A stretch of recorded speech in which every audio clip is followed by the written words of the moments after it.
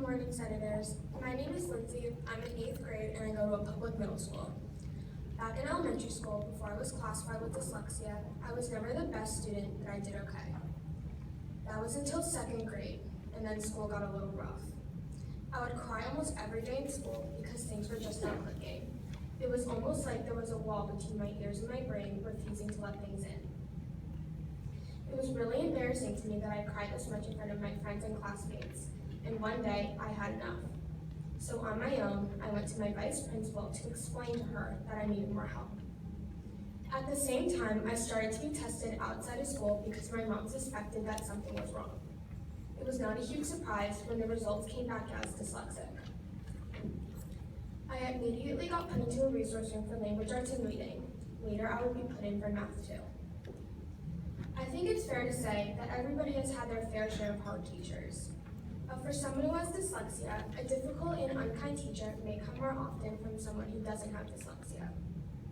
Let me take you back 2 years ago. I was in 6th grade, and it was the first time I was in a regular classroom for language arts in 4 years. It was the first big project, and I did not understand the directions.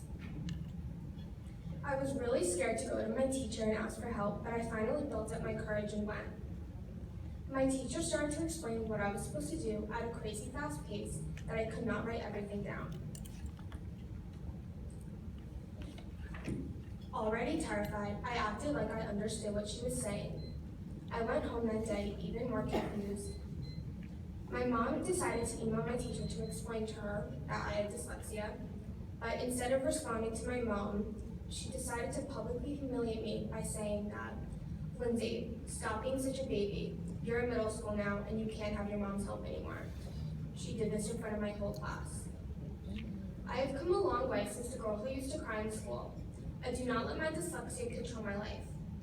When my friends and family think of me, they don't think of me as dyslexic. And although when my teachers think of me, that may be what they think of, but that is not who I am. I am Lindsey, I am dyslexic, but I am not dyslexia. And while I own my dyslexia now, and I've become much better at dealing with unkind teachers, I still have challenges when it comes to self-advocating for what I need. My district does not use Learning Ally and audiobooks. Back in elementary school, when I was a beginning reader, no one in school ever suggested to me that I could use my ears to read. So when my class was reading books like Phantom Tollbooth and Shiloh, my mom had to read them to me. And that was fine because I liked to spend time with her, but what I really wanted to do was read them on my own, but I couldn't. And when my friends started to read the Harry Potter books, I was still struggling with Magic Tree House. I felt left out. And then when I started middle school, we had to read Hoot and Wonder, and again, my mom had to read them to me. This was so frustrating to me. I hated that I couldn't read it on my own. And then we discovered Learning Ally. We bought a subscription, and suddenly I can go up to my room like my friends, pull up the book on my iPad, and read it, ear read it, which by the way, is just as good as eye reading. Actually, even better for kids with dyslexia. I was able to do my reading by myself, like every other 6th grade kid. I was lucky that my family could buy the subscription, and I'm also lucky that I found all the resources that Learning Ally provides. I'm a peer ambassador now. I help younger kids that are like me. But if I had Learning Ally through my school, my experiences would have been much different.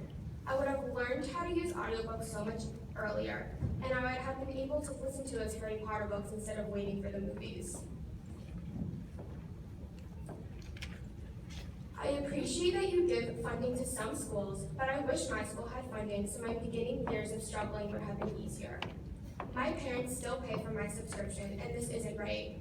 Other kids who don't have dyslexia can read for free. I hope that you will continue to give money to programs like Learning Ally so that other dyslexic kids can get what I didn't have.